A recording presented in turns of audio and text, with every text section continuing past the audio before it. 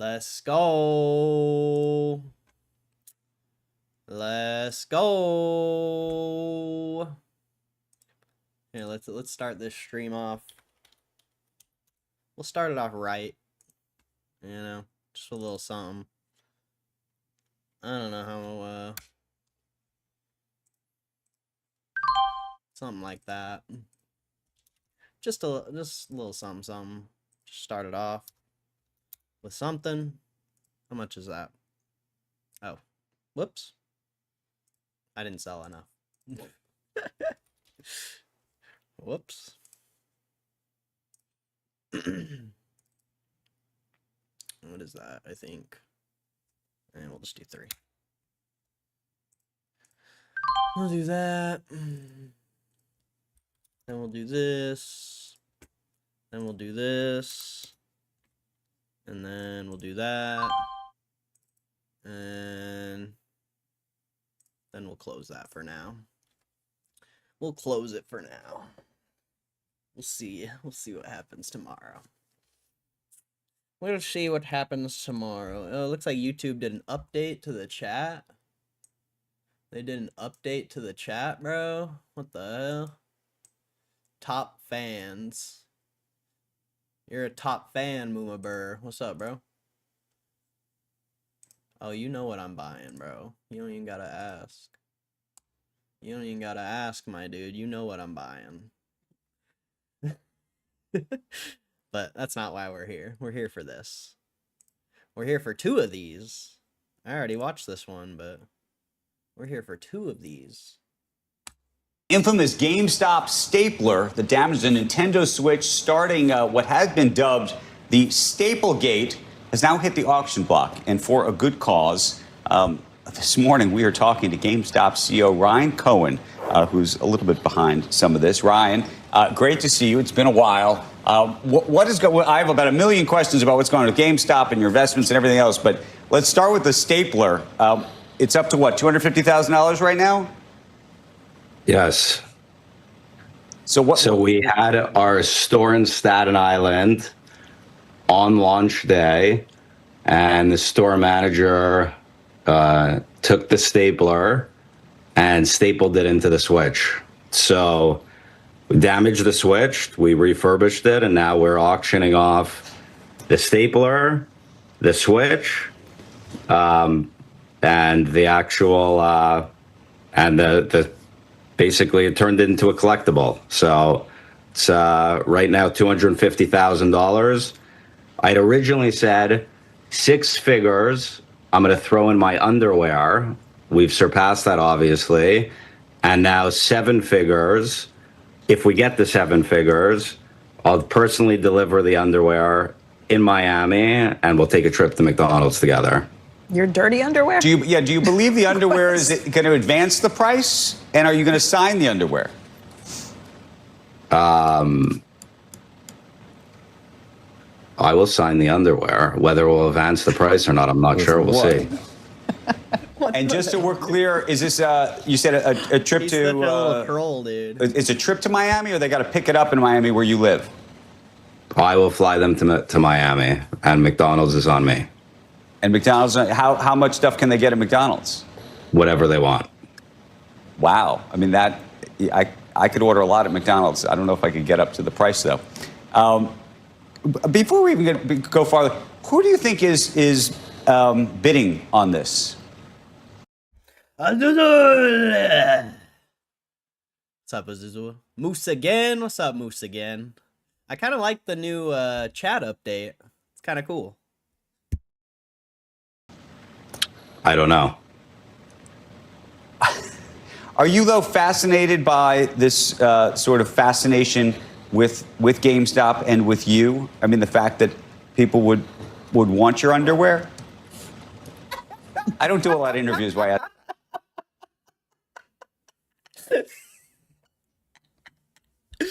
Oh my god. That's funny. Ask about the underwear, Ryan.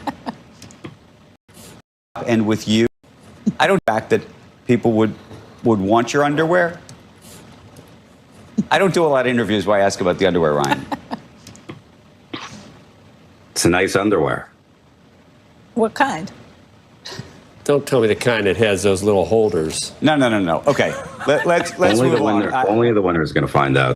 Oh my god, dude, that is so fucking funny, bro. I don't care who you are. That's funny.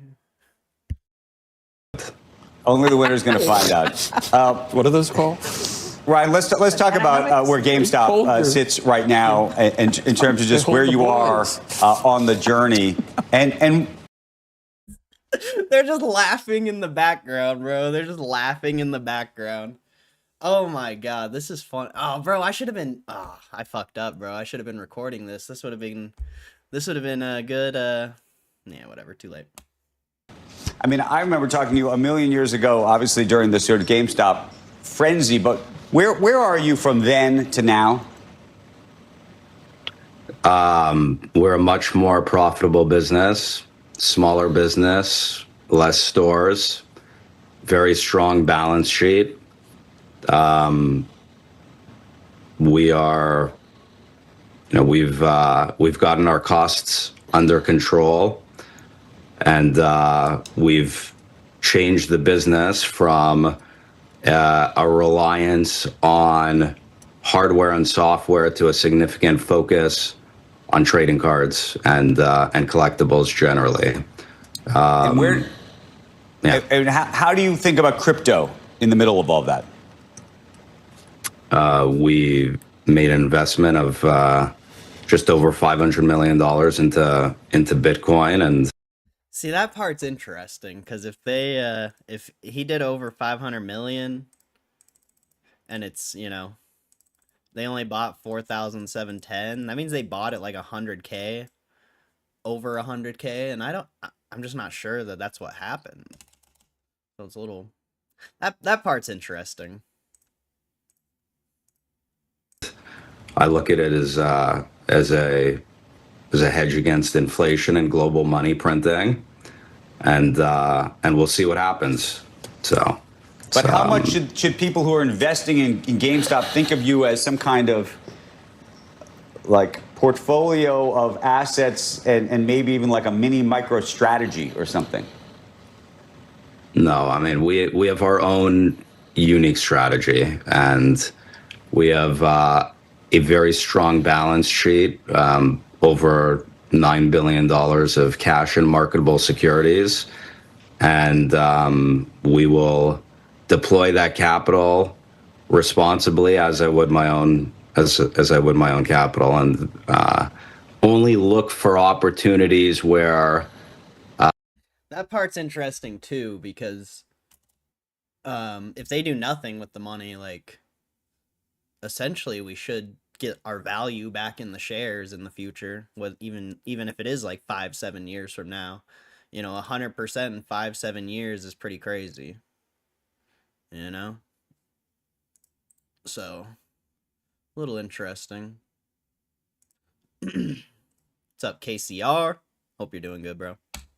The downside is limited and there's a lot of upside. So we'll be opportunistic when we see those opportunities.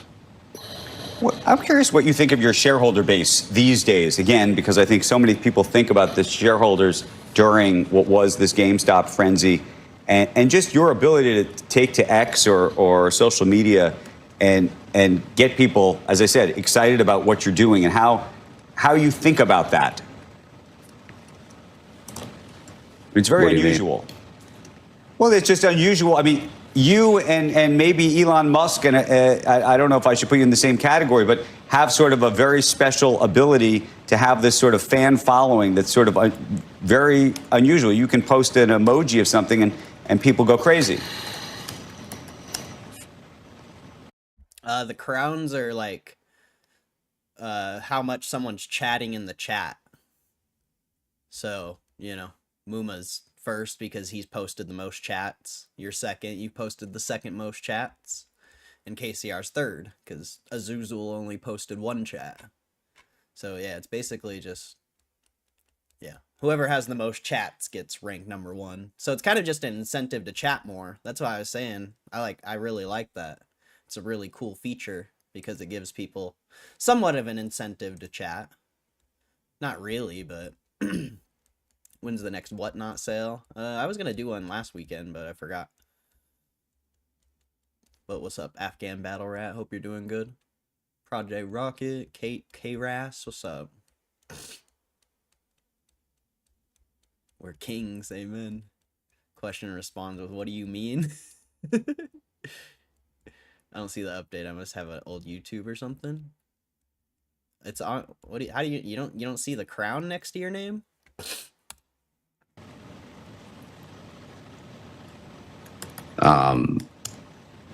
We have a loyal shareholder base, clearly. I don't think there's many situations of public companies where the CEO receives absolutely no compensation and is, I mean, you can never be completely aligned with common shareholders because everyone has a different cost basis and has a different time horizon, but oh, that part, bro. Oh my god. 100%. 100%. Can we repeat that, Ryan, for the kids in the back?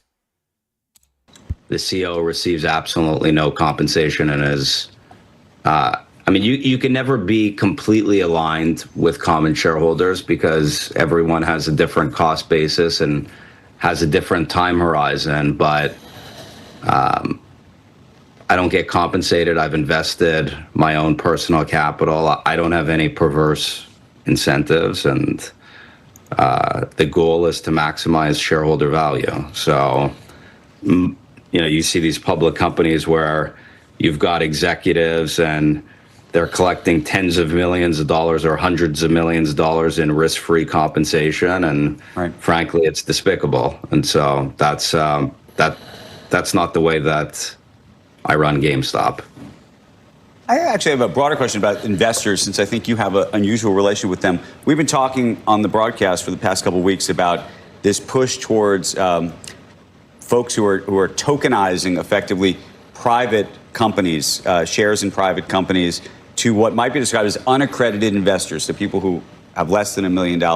There's a big argument being made that we need to democratize investing, that the real opportunities are in private investments, and that these sort of derivative instruments are a great opportunity. There's other people who say this is crazy and we have regulations for a reason, and for some reason they're not being applied or at least listened to in this context. What do you think about all of that?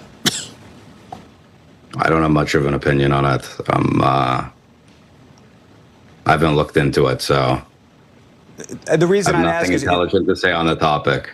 Okay. No, the reason I ask is more just about sort of the opportunity set for traders today, and sort of the opportunity to make money in these unusual, I don't know if they're unusual, but different ways, and this idea of democratizing investing, which I think a lot of people look to what you've done and think that this is about democratizing opportunity. I think that there's a lot of risk in investing, period, especially in individual securities. And I don't give out investing advice. And I've always said the best thing to do for most people is to invest in low-cost ETFs. And you can lose a lot of money investing, and you have to have the right temperament for it. Right. So it's for the very few. But in terms of people being allowed to invest in whatever the hell they want, people should be allowed to invest whatever the hell they want, and they take on those risks. And so, I mean, that's generally my point of view, but understand that it comes with significant risk and volatility, and you got to have the right temperament and do your own diligence.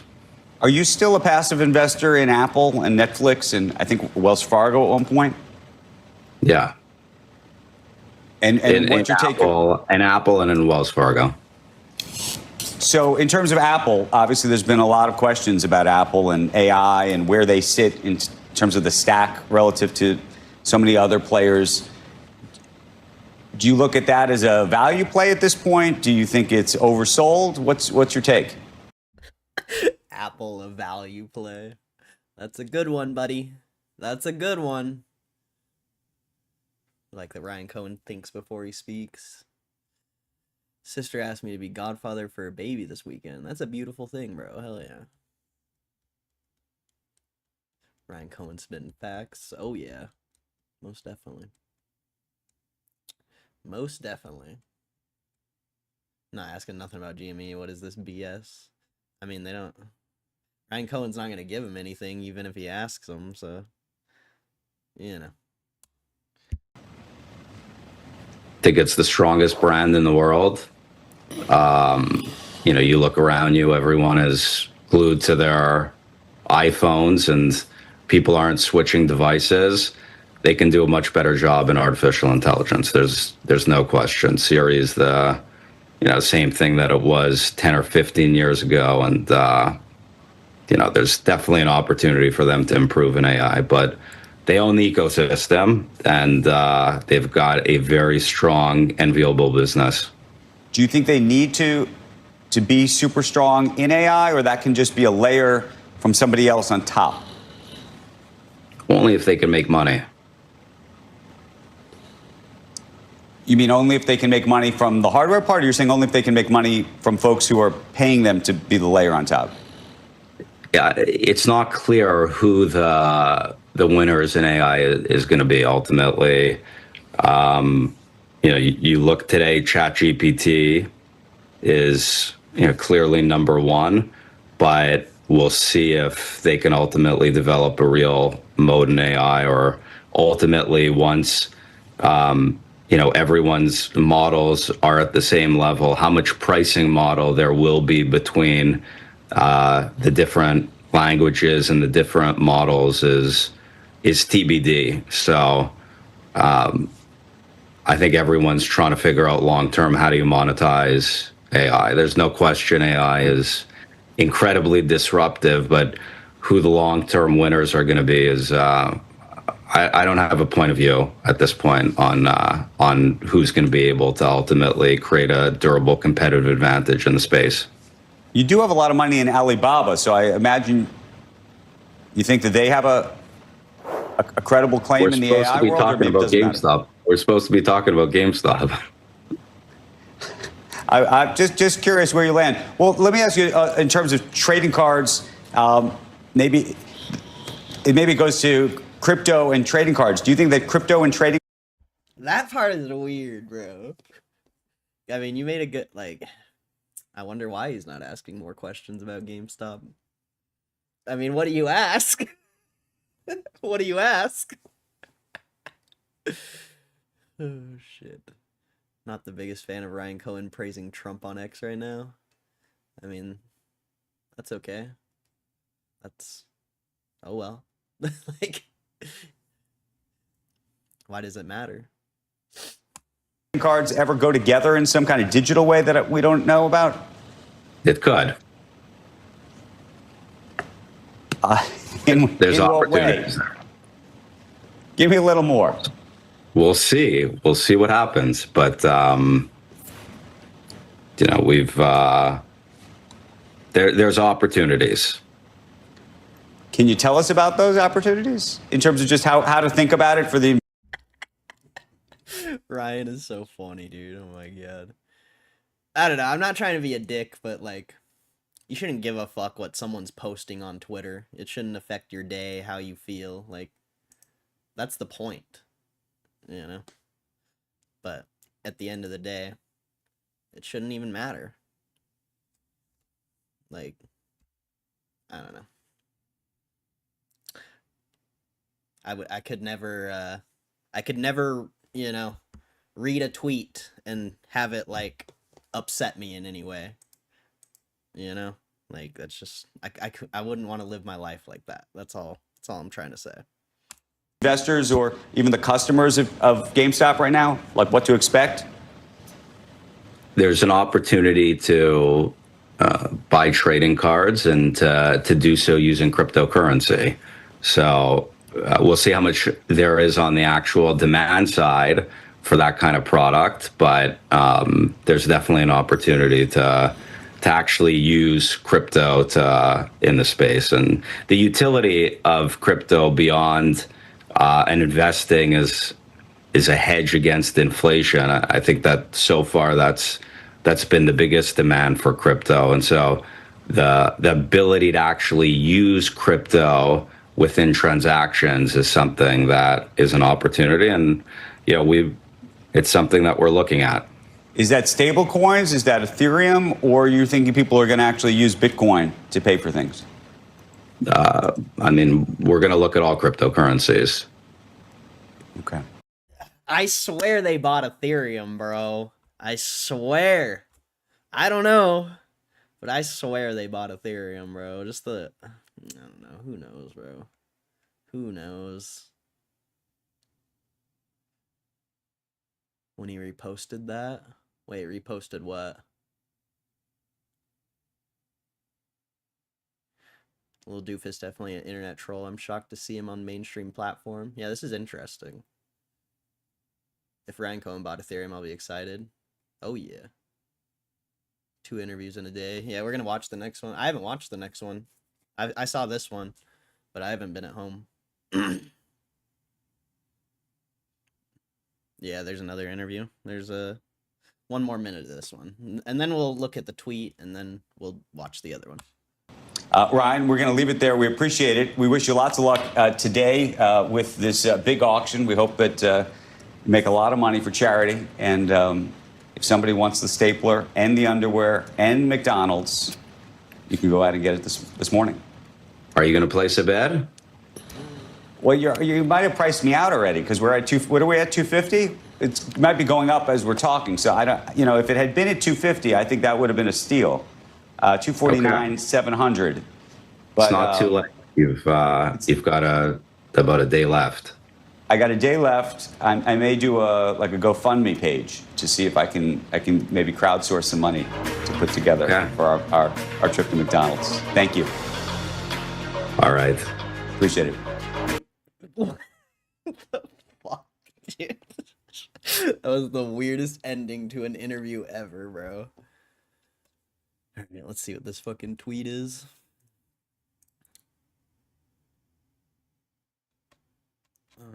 I don't see it on Reddit.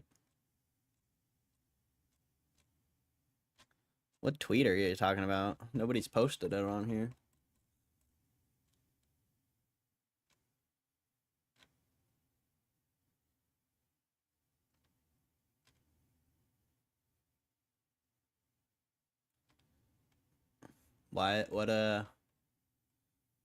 What tweet are you talking about? I don't even see a tweet, bro. Am I tweaking? Oh, wait. Yeah, I don't know. But anyway, I guess we'll just watch the other one. Is this it? Punctured holes in both the cardboard, the packaging, and the screens of the GameStop, right? As they were stapling on the receipts. This instantly became sort of a hot topic on social media. And then, of course, the CEO of GameStop came up with a brilliant idea. How about we turn this into a positive development? So on July 9th, the company began auctioning off what it's calling authentic relics of Staplegate. Right? And this is crazy. We're up almost to 300 bids on this thing, and the stapler, that's the infamous stapler. It's at $250,000. And here's the good news. All the proceeds will be donated to the Children's Miracle Hospital Network, or Network Hospital. All right, let me bring in now the brains behind this and so many other things. GameStop chair. Hold up. I want to see what it's at. I want to see if these news stories made it go up at all.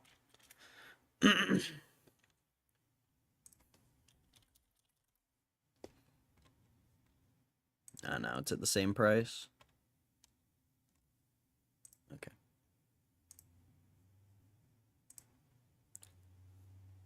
Charles Payne's chill. Chairman and CEO Ryan Cohen. Ryan, I gotta just ask you. So someone calls you up and says, Ryan, someone at the Staten Island store is stapling holes in the screen. What were your first thoughts when you heard about this whole thing? We got limited inventory, and they're damaging our limited inventory. You thought about it's capped at 250? You can't. Really? It's got to be able to go to a mill.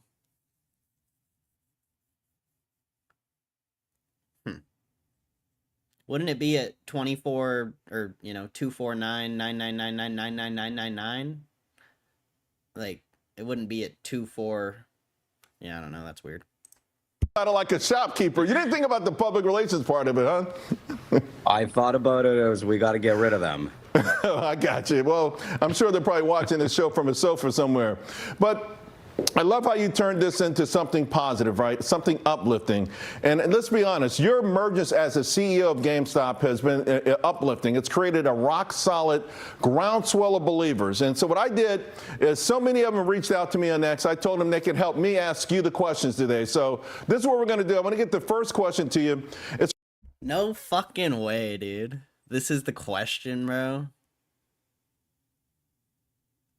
Oh, never mind. I read that wrong. Okay. Because it's a new account? Oh. I didn't know that. I that's lame. Hopefully they solve that. Hopefully they get a, I don't know, that sucks. from a guest. He's one of my favorite guests. He's loaded up on your stock, Kip Herriage. And his question is, share your views on financial engineering in the GameStop way and give us a snapshot of what GameStop will look like in 5 or 10 years. That's what everybody wants to know. Oh, I hope he answers this as vaguely as possible. Oh, he better give like the worst answer right here. I hope this is the worst answer ever. I don't have a crystal ball, but if you look at where the company was from when I joined the board in January of 2021 and a few $100 million of debt, losing hundreds of millions of dollars, to where the company is today, $9 billion of cash on the balance sheet, and the retail business is running profitably, then, if you may be able to extrapolate and see where we will be in the future, but time will tell. It depends on macro conditions, but we'll see what happens. But we've come a long way in a really short period of time. You've come a very long Yes, oh my god, that's so funny. What a good answer. What a good answer, dude. way in a short period of time, but I think now everyone's kind of thinking the catalyst, right? A month ago, I took my granddaughter to the American Dream Mall in New Jersey, and it was pretty much empty, except we came up on this one store. It's called Pop Mart. And I mean, it was just brimming with business. These kids were everywhere, and they're doing the collectibles, and they're doing all of this stuff. And I'm thinking, I thought about you. I thought about GameStop immediately. Now, how do you tap into something like that? I mean, we've moved the business from a big reliance on hardware and software to collectibles. And so we're selling a ton of trading cards, both sports and TCG. And it's a much more durable business. It's not as cyclical as hardware, which, as you know, it's hit driven. The software business, hardware is every 6 to 7 years. And it's TBD in terms of the future of hardware. So we've got a much larger collectibles business today. And generally, the business is much more efficient. It's going to be a smaller, less stores, but more profitable company. And most importantly, we're generating profits every single quarter now. So typically in the past, GameStop's only made money in Q3 and in Q4. And actually, when I joined the board and before I joined the board, GameStop was losing money every single year. I mean, it's hard to appreciate what a piece of crap the business was when I joined the board and what was going on in the boardroom and management. But we're making progress.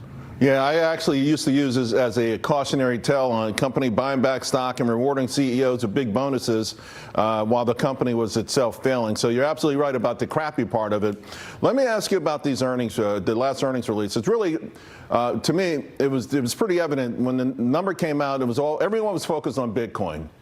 Right, and everyone thought you would, because you had so much money, that you would have bought more Bitcoin. What's the Bitcoin part of the strategy here? I can't handle this interview. This shit's funny. I mean, I look at it as a hedge against inflation, a hedge against global money printing. We've already made an investment, and we'll see. It depends on the price. So I don't want to lose money. That's the most important thing. And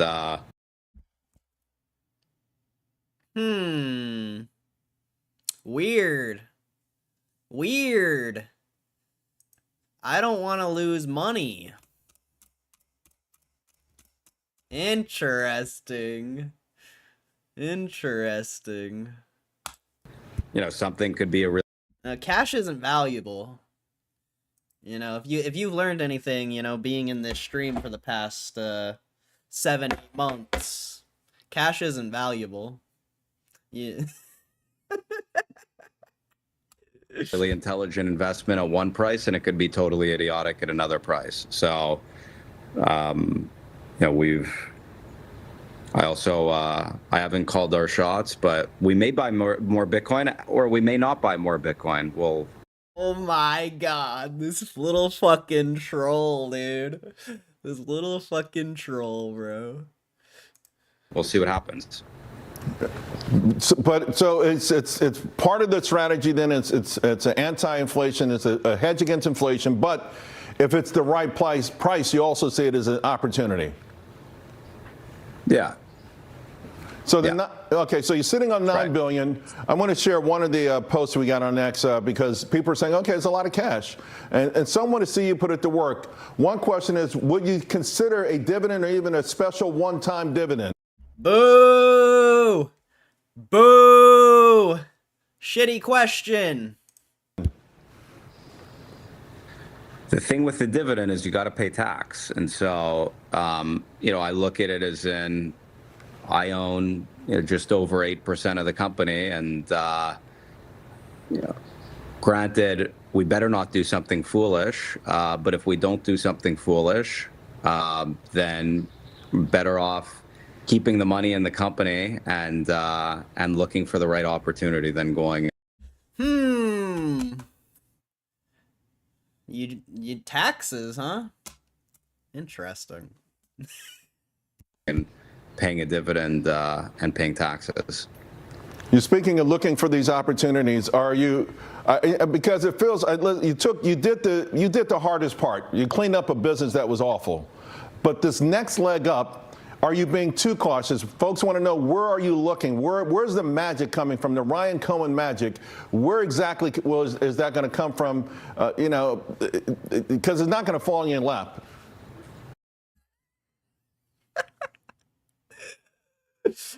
Oh my god, dude. This is how you know, like, nobody reads a balance sheet. Like, with a question like that, that's how you know nobody reads a balance sheet. It has to be the right time. So, you know, we are in a position today where the retail business is profitable. Maybe the future value, when you think about GameStop, has more to do. Again, this is a guess, but it may have more to do with how we deploy our balance sheet than the cash that the retail operations will generate. But it needs to be the right time. And, you know, the capital markets are funny. They can go, you know, and this happens every 5 or 10 years. They can go from green to red, and they don't flash yellow.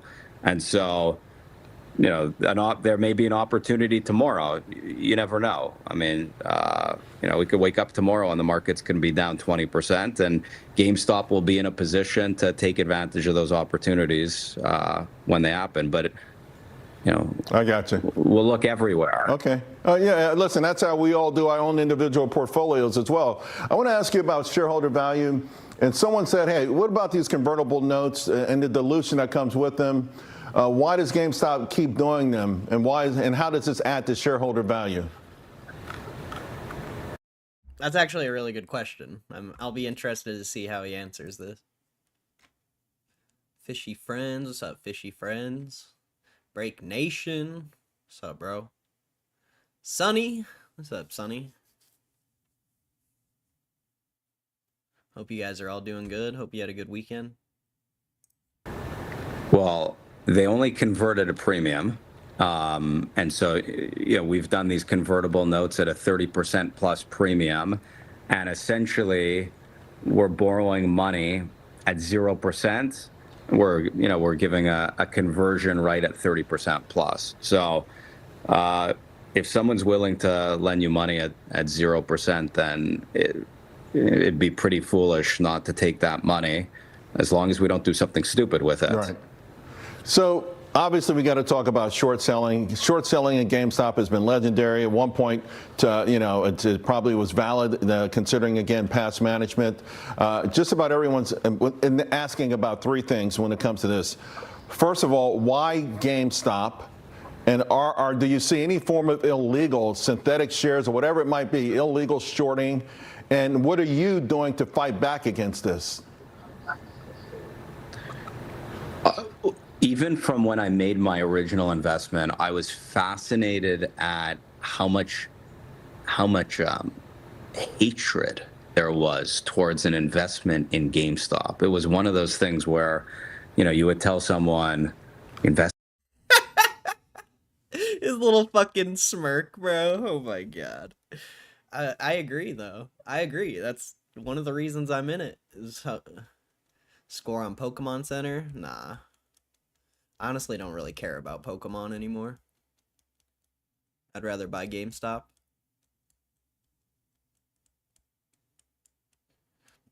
Like if the opportunity's there and I can do a flip, but I don't pay attention to Pokemon anymore.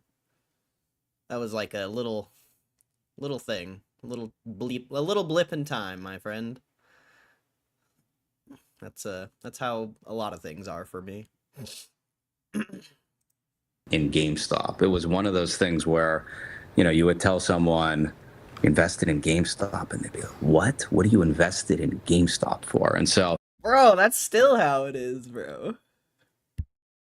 There's always been a lot of people on the other side of the trade, and I have my own personal views on it. I think that it's un-American to bet against business, but it's a free market. If you want to be on the other side, no problem. And if things work out, then those shorts ultimately need a cover, and that could ultimately be a good thing. So I don't think it's all bad. I don't really have much respect for short sellers, and someone who's ultimately not smart enough to find someone successful. They have to bet on someone's failure.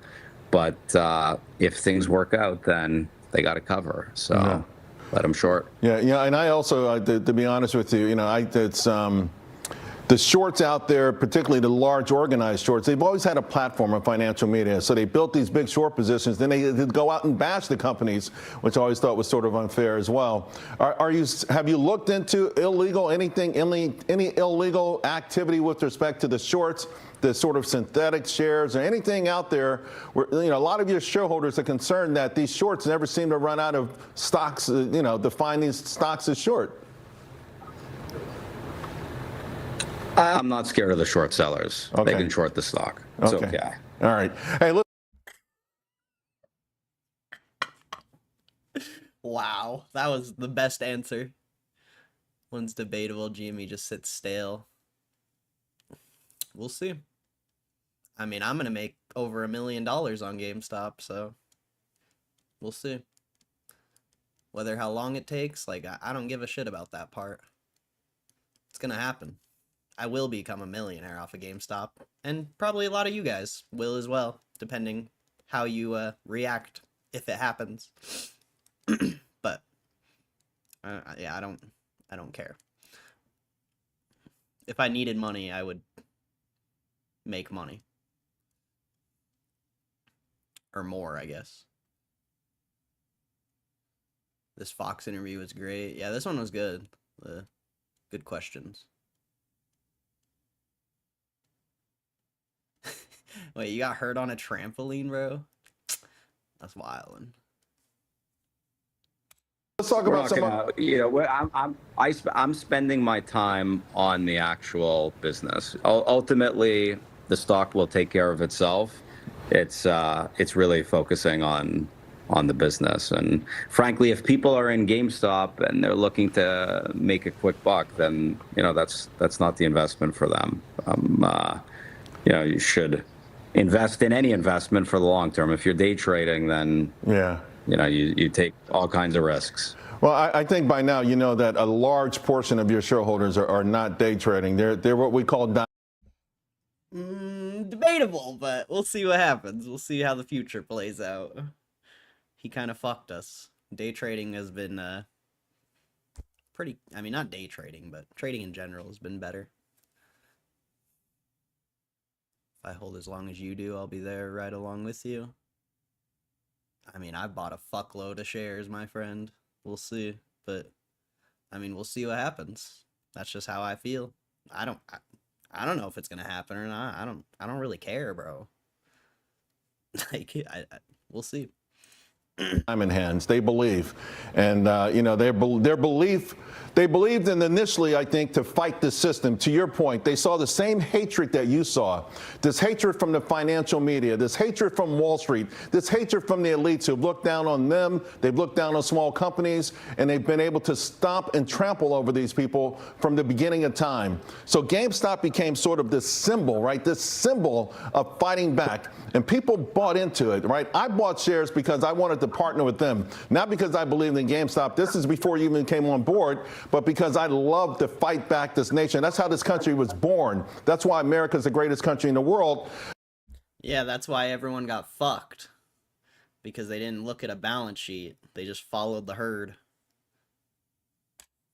So you've got folks who are in there with you. They're in the trenches with you. They are diamond hands, and I'm glad you're on the show today to help share your ideas and your vision, because that's all they really want. Words of encouragement to understand what's going on. Boo! Boo! Only pussies need words of encouragement. I'm just kidding, but I mean, if you need words of encouragement for stock investing, you should probably get out. Jared, what's up, Jared? Hope you're doing good, bro. Hope you've been doing good, my friend. On with the company, to understand what the game plan is. So that's why I'm really happy that you're doing this right now for them. You're preaching to the choir. I mean, look, it's all, pardon my French, it's all a scam. It's all fucked up. You look at private equity, you look at venture capital, you look at all of these pools of capital, which really exploded since the financial crisis. And it's all perverse financial incentives. They don't give a shit whether they make money or not for their LPs. They're getting management fees. So they want to deploy the capital as quick as possible, and they're great at sales, and they're making their 2 and 20. And even if it doesn't go up, then they're still making 2%. I'm a retail investor, so I make money if the stock goes up, and I don't make money just by going and sitting on my hands. I only make money if the business does well. So that was the setup of the trade. You basically had all of these elites, fancy hedge funds and private equity and everyone else who knows who was shorting the stock, and then you had myself as a retail trader, and you had a bunch of other retail traders on the other side of the trade. Yeah, and to your point, I point this out at least once a week, probably more often, since 2009, how everything has changed. The financialization of our nation, where money just creates money, and it's all about gimmicks and product, and instead of real, true innovation and hard work. And that brings me to something I just want to get you to share a little bit, Ryan, just your own personal background, your own personal success story, because I think it's really something that can motivate a lot of people. Where do you want me to start? Well, we've got about a 5-minute window, so you decide. I built this pet food company. Someone I had an idea to sell 30-pound bags of dog food in the mail, and we ended up going head-to-head against Amazon, built a bunch of big warehouses, and ultimately ended up delivering a really high-touch, better experience focused on the pet category. And I've always been an entrepreneur. I learned from the best. My father never went to college. And thank God, by the way, if you look at what's going on now in the colleges today. So that's a competitive advantage, too, as far as I'm concerned. But I've always been an entrepreneur, and I invested in GameStop originally as a passive investment, actually. And as I engaged with the board, they had originally reached out to me to join, and they offered me a single board seat. And I was, and ultimately just be a patsy, one of whatever 10 or a dozen people on the board. And as I really got an understanding for what goes on in these corporate boardrooms, where you've got these board members that are collecting, I think on average, like $350,000 a year. The average board director makes in the S&P 500 just to serve on a board and to do absolutely no work. And so as I saw what was going on, and everything was in the name of corporate governance, there was nothing about the business or shareholders or anything like that, I felt like I needed to file a 13D and really just clean out the boardroom. And so today we've got a much smaller board, and we've got a significant portion of our board that's invested in the company with their own money, and there's no compensation. And we'll see what happens with GameStop. Hopefully things work out well. Well, I can tell you, hopefully, everyone's hopeful, but I tell you, just listening to you and knowing your background and just knowing who you are, we feel pretty good and pretty confident that things will work out. Just have to have the right patience. Ryan, I really appreciate you coming on. Thank you very much, and much success to you. Charles, I want to say that, I don't do much with the mainstream media, but, I know we've spoken in the past, and I like you. You're a good guy. So we need more people like you in the mainstream media. Thank you very much. I appreciate that. Thanks, Ryan. All right. Good to see you. See you soon. All right, folks. In the meantime, though. Interesting stuff. Is it just those two?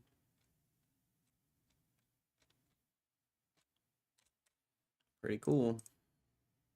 Pretty exciting. What do we close at? Ah, nice and low? Hell yeah. I hope it goes lower. I can't wait. I can't wait.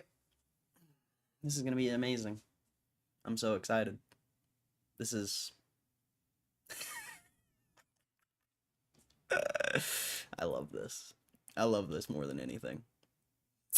I mean, Ryan Cohen fucked us, but this is pretty sick.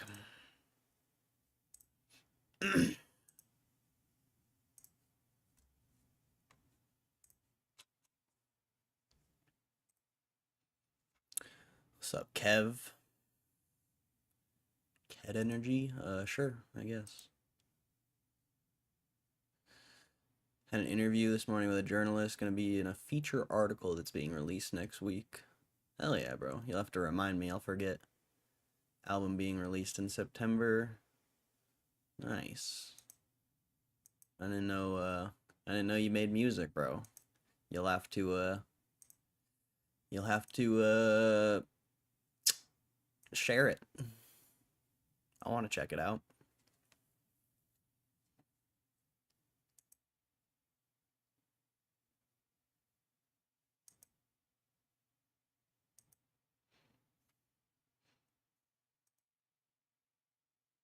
Yeah, I don't know what Kristen's up to, bro.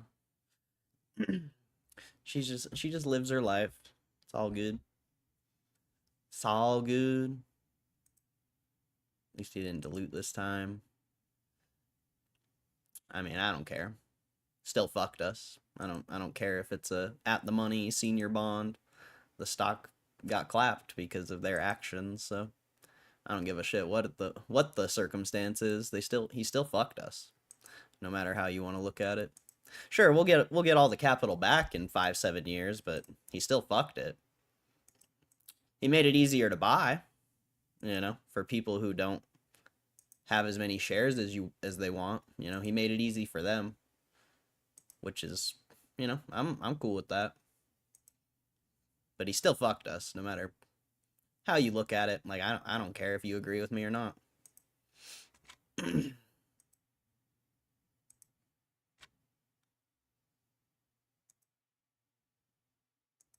Hopefully she's having fun and not watching the ticker all day. She doesn't give a fuck about GameStop. She comes to this stream because of me.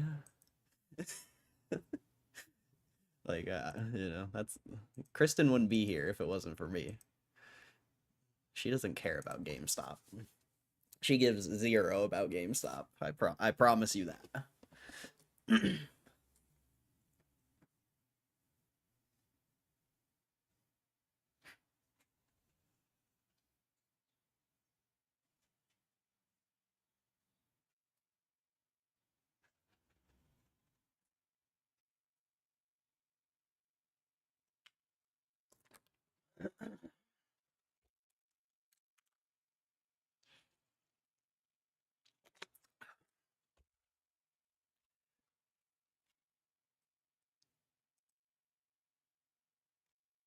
The Mudcats.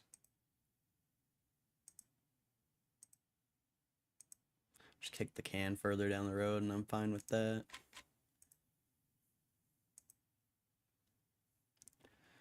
Just doesn't know you lie. Message her, she'll come. She's Cordell's #1 fan. That's such funny. We go back. We go back.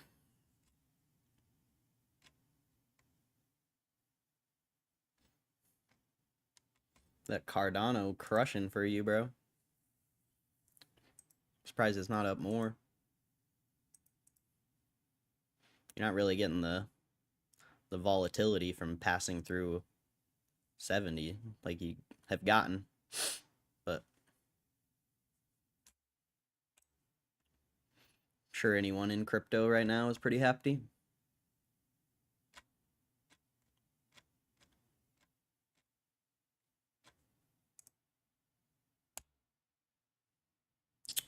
Well, I mean, she better hurry because I don't know how much longer I'll be on here. I just wanted to come watch those interviews real quick. Say what's up. It's been a while. Well, I mean, it hasn't been that long, but still wanted to just say what's up.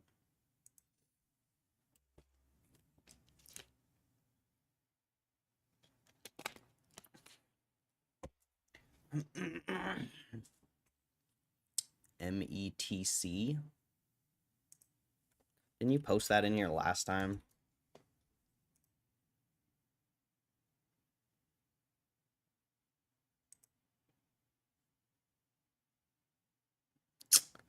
I mean, not very exciting.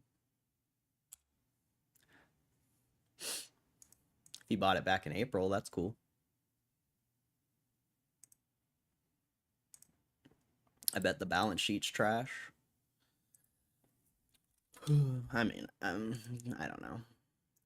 Just doesn't seem likely that it'll be good.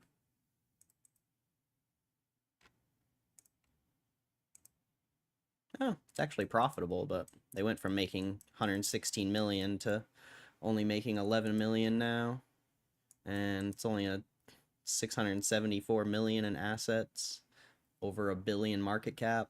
Yeah, that's not great.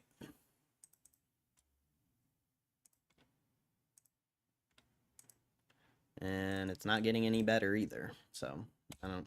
Just because the stock price is up doesn't make it good. In case I don't know.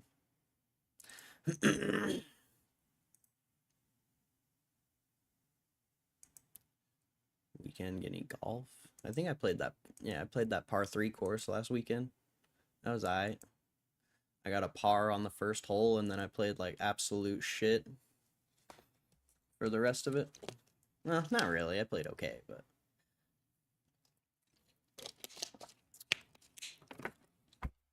par 3 courses aren't easy.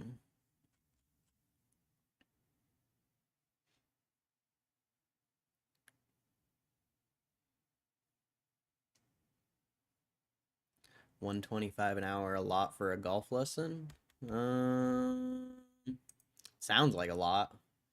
If it's on a simulator, that's probably why it's so much. I would go to an actual golf course and get lessons, because it shouldn't be that much. That just seems like a lot, but I don't know.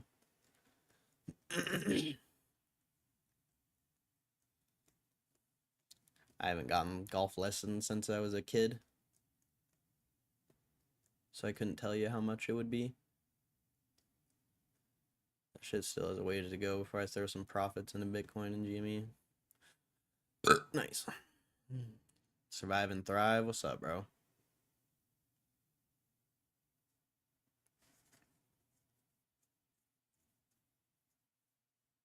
Has reopened first rare earth mine in 70 years in U.S. That was the news. Oh, well, I don't base my investments off of news.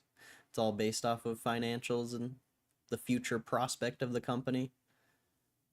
And when a company goes from losing 100 million or making 100 million to only making 80 to only making 11, and now it looks even worse. I mean, I would never invest in something like that. I don't think. Would have to do yeah, but I mean, I would, if I was gonna buy anything, I would buy more GameStop. I literally don't care about putting my money in anything else besides GameStop, and I don't even give a fuck if it goes down. Like for real. Like I honestly don't care at this point. It's either gonna work or it's not going to work. And I'll put my money where my mouth is, you know? I'll keep buying more. I will. We'll see. We'll see what happens. The stock market going, you know, everything being at all-time highs, crypto, stock market, and GameStop's not even moving. And I'm more bullish than ever. Like, I don't know. Who cares about any other stock? Straight up.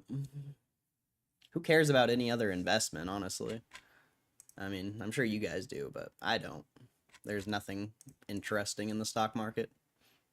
I mean, Chewy's okay, I guess, but it's not that interesting anymore. Plays off two handicaps cracked. Yeah, that's a... Either he's really good or he's full of shit.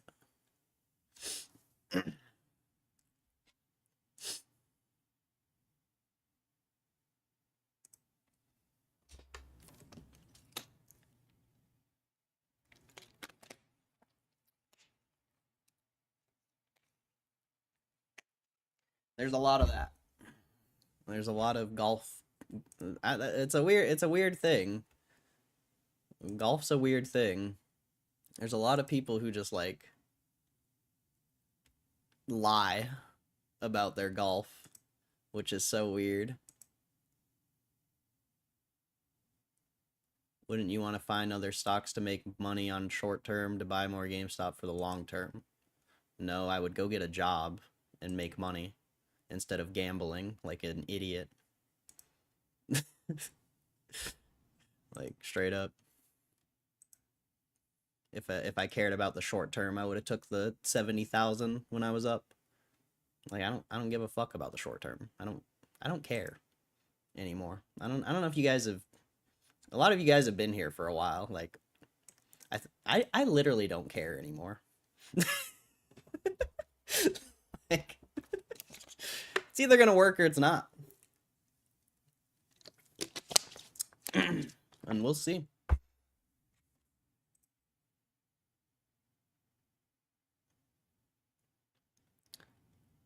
That's bang on. Is it the nearest golf course called Bear Path? But I think it's just fancy part of town. Thinking I might try to just see how it goes. They have clubs and all that from the sounds of it. Yeah, I mean, 125 sounds like a lot, but I honestly don't know. That could be a good deal, honestly. You could probably learn a lot in an hour. They're just going to focus on the swing, most likely. I feel like that's what a lot of beginners struggle with, is the swing. So it's going to be a lot of that.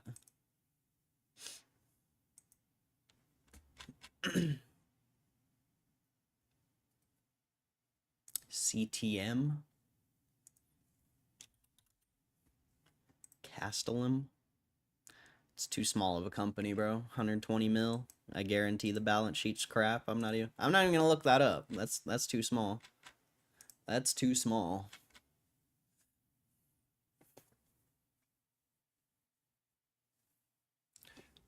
I got no reason to think he's lying. I know his older brother better, unless his bro is lying. I mean, golf's a tough sport, so if he was playing a 2 handicap, he should be making money golfing. I'm just saying, like, if you're playing that well, if you're that good, I don't know how you're not playing, like, making money from it, or at something. Like, that's really good golf. That's very good golf. Like, pro level type golf.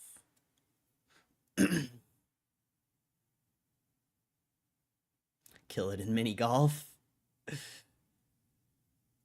Ryan Cohen should buy ETH. A lot of upside. Okay.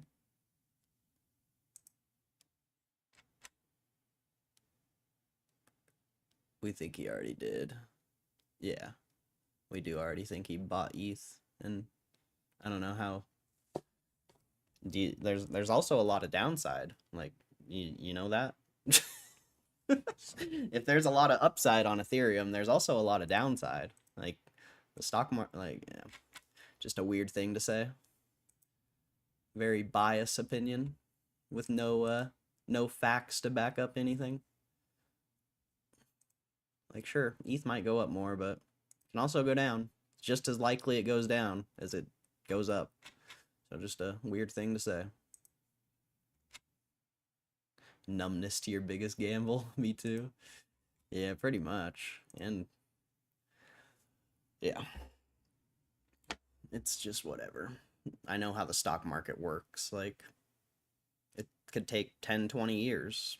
I don't care. I'm willing to wait that long. I don't need my I don't need it. I don't care. Like, literally. I literally don't care.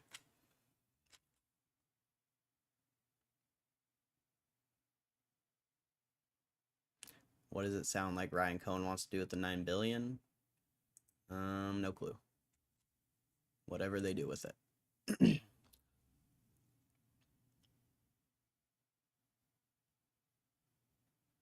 Hitting up golf tonight with the boy. Oh, Top Golf. Nice. Crash to happen to buy everything up at Lowe's. That was April, so I don't know. If that was the plan, they should have bought in April.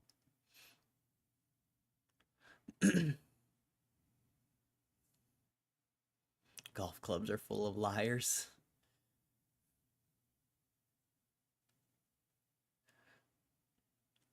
I'd be stunned if it doesn't go up more, but it's definitely possible.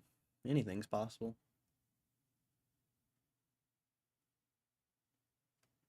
What's been going on with me? You seem down? I'm just chilling, bro. I've been just fine, actually.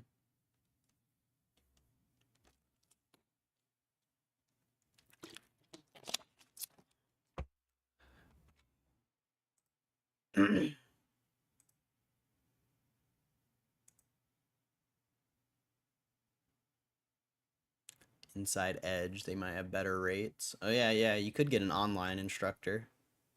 That would be definitely a lot cheaper.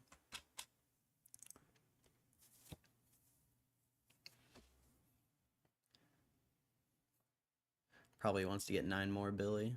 Yeah, I mean, theoretically, the more cash they have, the more the market cap should go up.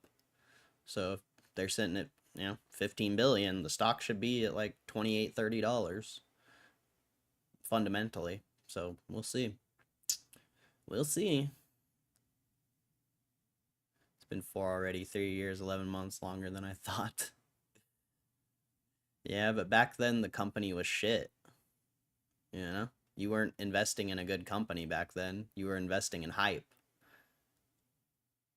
And, maybe you're investing in a little bit of hype now, but the company's actually good now. The company actually makes money. Like, it's a very clear investment for me.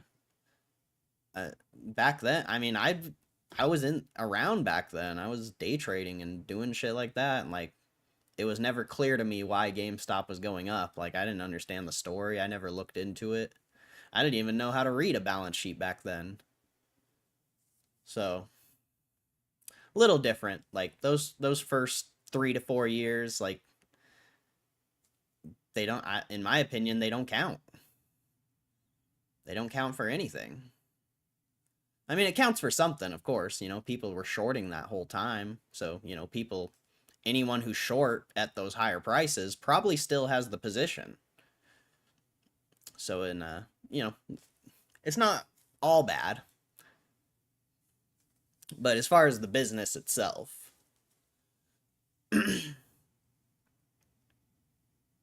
people are saying they might buy TikTok. That's nice. Do you listen to everything anyone says that's retarded? Is that how you live your life? You read an idiot's post and you think it's real? Come on, bro. Get your shit together.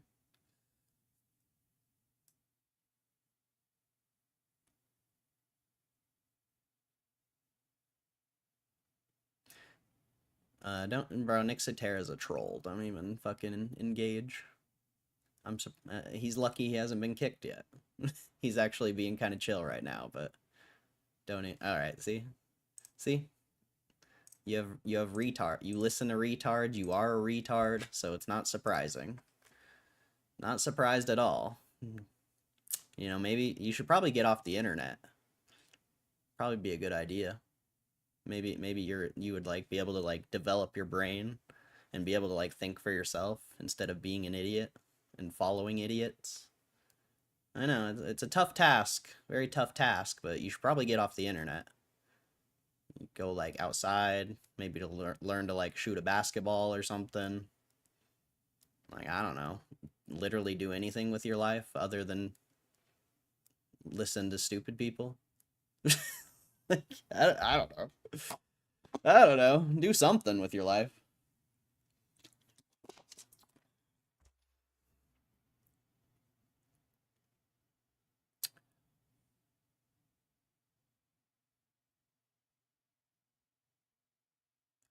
Alright.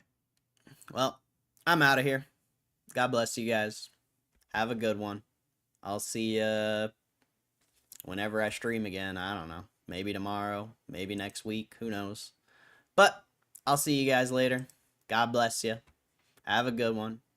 And peace!